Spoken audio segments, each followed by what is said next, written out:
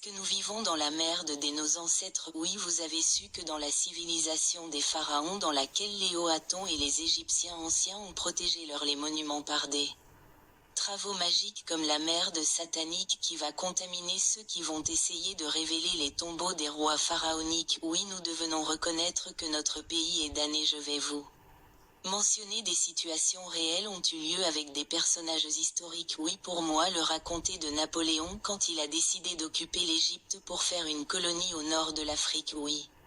Les Français ont occupé l'Égypte à travers la Méditerranéenne. Oui, quand ils se sont avancés par leurs bateaux militaires géants. Oui, quand Napoléon est descendu pour mettre sur ses pieds sur les sables des plages d'Alexandrie, il a dit son mot célèbre: ô Dieu, quel enfer ici!